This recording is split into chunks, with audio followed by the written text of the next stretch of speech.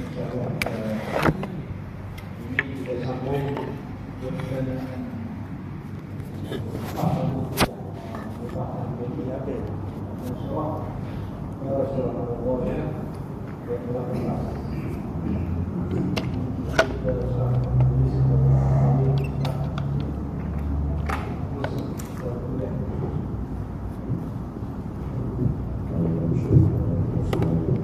Assalamualaikum warahmatullahi wabarakatuh.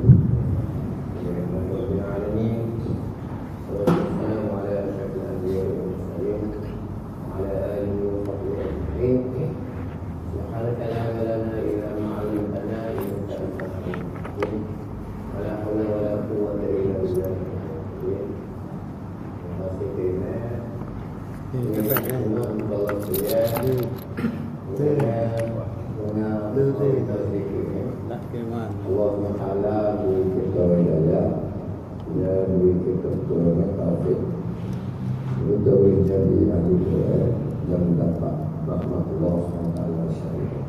Karena Quran itu adalah tahu besar, jadi menjadikan hati Nabi Muhammad SAW.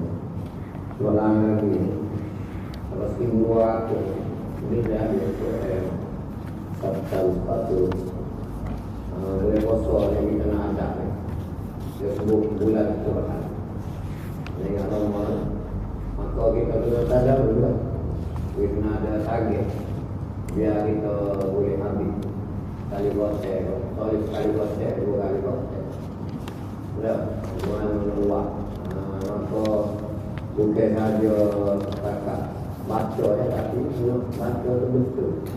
Maka kita perlu belajar sedikit dengan betul. Ayo kita sambung kaitan dengan wakaf ini. Wakaf tidak. Kalau ini dia ada banyak satu tiga sini. Boleh kita cari nama-nama wakaf. Ada ikhtiari, ada namanya ikhtibari, teori, intisari. Di bawah itu pula ada bahwa ikhtiar, ada tam, ada kafi, ada hasan, ada qabih, ada qabih, ada hasan, ada qabih.